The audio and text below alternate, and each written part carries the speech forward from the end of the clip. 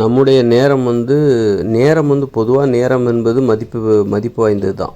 அது எல்லாத்துக்கும் கொடுக்கப்பட்டிருக்கு. 24 மணி நேரம், ஒரு நாளைக்கு 24 மணி நேரம் தான். ஆனால் ஒவ்வொருத்தருக்கும் 24 மணி நேரம் கொடுக்கப்பட்டிருக்கு. அதனால் அந்த நேரத்தின் மதிப்பு பார்த்தீங்களா, வெறும் 24 மணி நேரம் கிடையாது இந்த நேரத்தின் அளவு. இந்த இந்த உலகத்தில் 800 கோடி பேருக்கு மேலே மக்கள் இருக்காங்க. அவங்க ஒவ்வொருத்தருக்காகவும் 24 மணி நேரம் கொடுக்கப்பட்டிருக்குது. அப்படின்னா மனித உயிர்களுக்காக கொடுக்கப்பட்ட 24 மணி நேரத்தின் அளவு என்னன்னாக்கா, இப்போ 800 கோடி பேர் இருக்காங்கன்னு வச்சுக்கோங்க. 800 கோடி பேர் 800 கோடி இன்று 24, 800 கோடியை 24ஆல் பெருக்குனா எவ்வளோ நேரம் வருமோ அதுதான் மனித உயிர்களுக்காக கொடுக்கப்பட்ட நேரத்தின் அளவு, ஒரு நாளைக்கான அளவு அப்படின்னு அர்த்தம். அப்போது அவ்வளோ நேரம் நமக்கு இருக்குது, ஏகப்பட்ட நேரம் இருக்குது. ஆனால் ஒவ்வொருத்தருக்கும் 24 மணி நேரம் கொடுக்கப்பட்டிருக்கு. சரி, அது இருக்கட்டும். அப்போ இன்னொன்று என்னென்னாக்கா, நேரத்தின் மதிப்புங்கிறது பொதுவாக நேரம் விலை மதிப்பு இல்லாது, அது திரும்ப கிடைக்காது, போனால் திரும்ப கிடைக்காது, அது தெரியும். ஆனால் நமக்கு ஒவ்வொருத்தருக்கும் அவங்க இப்போ என்னுடைய நேரத்தின் மதிப்பு என்ன, உங்களுடைய நேரத்தின் மதிப்பு என்ன, இது ரெண்டுமே வேறுபடும். இப்படி ஒவ்வொருத்தருடைய நேரத்திற்கும் அதற்கான மதிப்பு, ஒவ்வொருத்தருக்கும் கொடுக்கப்பட்ட அந்த 24 மணி நேரத்தின் மதிப்பு என்பது எப்படி அளவிடப்படும்னா, அவங்களுடைய திறமை அல்லது அவங்க செய்கிற வேலை அது எந்த அளவுக்கு முக்கியமானது என்பதை பொறுத்து அவர்களுடைய நேரம் விலை மதிப்பிடப்படுகிறது. இப்போ ஒருத்தர் முக்கியமான வேலை, ரொம்ப முக்கியமான வேலையை செய்கிறாரு, அது ஒரு பொது நன்மையை அடிப்படையாக கொண்டு, பொதுமக்களுடைய நன்மை அடிப்படையாக கொண்டு ஒரு முக்கியமான வேலை செய்கிறாருன்னா அதற்கு தந்தாற்போன்று அதன் மதிப்பு கூடுகிறது.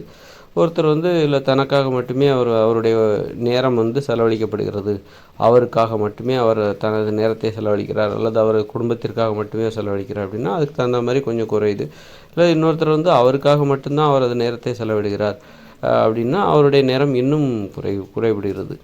அது மாதிரி ஒருத்தர் எந்த அளவுக்கு திறமையாக இருக்கிறாரு அந்த அளவுக்கு அவருக்காக கொடுக்கப்பட்ட அந்த நேரத்தின் மதிப்பு அதிகமாக மதிப்பிடப்படும். அதனால தான் சிலர் ரொம்ப திறமையானவங்களுக்கு ஏன் அவ்வளோ நிறைய சம்பளம் கொடுக்குறாங்க அப்படின்னா, அவங்களுடைய நேரம், அவங்களுடைய உழைப்பு, அவங்களுடைய நேரத்தை அவங்க உழைத்து அவங்க செலவிடுகிற அவங்களுடைய நேரம் அந்த மதிப்பு வாய்ந்ததாக இருக்கிறது. அதனால் அவருடைய நேரம் அவரது திறமையால் மதிப்பு அதிகமாக ஆகிவிடுகிறது. அவர் திறமையை வளர்த்துக்கொள்ள அவருடைய நேரம் என்பது விலை மதிப்பில்லாது. அதனால் அந்த நேரத்தை நீங்கள் எனக்காக செலவிடுங்கன்னு சொல்லி யாராவது கேட்கும்போது அதற்கு ஊதியமாக நிறைய பணத்தை கொடுக்குறாங்க. அவருடைய நேரம் என்பது அந்த அளவுக்கு விலை உயர்ந்ததாக இருக்கிறது அப்படின்னு சொல்லிட்டு அதுக்காக அவருக்கு நிறைய ஊதியம் கொடுக்கப்படுகிறது. அதனால் நமது நேரத்தை நாம் மதிப்பு வாய்ந்ததாக மாற்ற வேண்டும் அப்படின்னா முதல்ல நாம் ஒரு லட்சியவாதியாக இருக்கணும். நமது உழைப்பு பலருக்கு பயன்பட வேண்டும். அப்புறம் அது அதில் நிறைய திறமைகளையும் வளர்த்துக்கணும். அப்போ நம்முடைய நேரம் மதிப்பு வாய்ந்ததாக மாறும். நமது நேரத்தை எப்படி மதிப்பிடுவாங்கன்னா, பணத்தை கொடுத்து தான் மதிப்பிடுவாங்க. ஒருத்தருக்கு இப்போ ஒருத்தருக்கு 10,000 சம்பளம் கொடுக்குறாருன்னா அவருடைய நேரம் என்பது அந்த அளவுக்கு மதிப்பு வாய்ந்தது.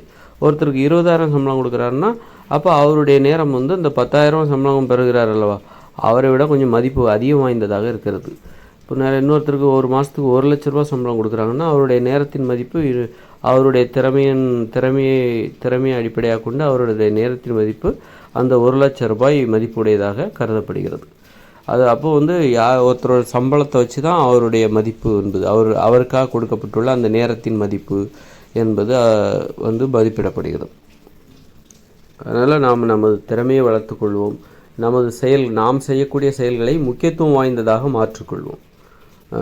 பயனில்லாத செயல்களை செஞ்சு நமது நேரத்தை வீணடிக்கக்கூடாது. பிறருக்கு தீங்கு செய்கிற வேலைகளை செஞ்சு நமது நேரத்தை நாம் வீணடிக்கக்கூடாது. உதாரணத்துக்காக ஒருத்தர் நல்லா புகைப்பிடிக்கிற பொருட்களை விற்கிறாரு ஒரு மளிகை கடையில் உட்காந்துட்டு, அல்லது இந்த மாதிரி ஒரு குட்கா, பான் மசாலாலாம் விற்று அதன் மூலம் ஒரு பணத்தை சம்பாதிக்கிறார் அப்படின்னா அந்த நேரத்துக்கு அந்த நேரம் என்பது பிறருக்கு தீங்கு செய்வதற்காக அவர் பயன்படுத்துகிறார். அந்த நேரத்தின் மதிப்பு என்பது அதற்கு மதிப்பே கிடையாது. அதற்கு வேறு மாதிரியான ஒரு மரியாதை தான் உண்டு. அது நல்ல அவர் தனது மதிப்பை இழிவுபடுத்துகிறார் என்று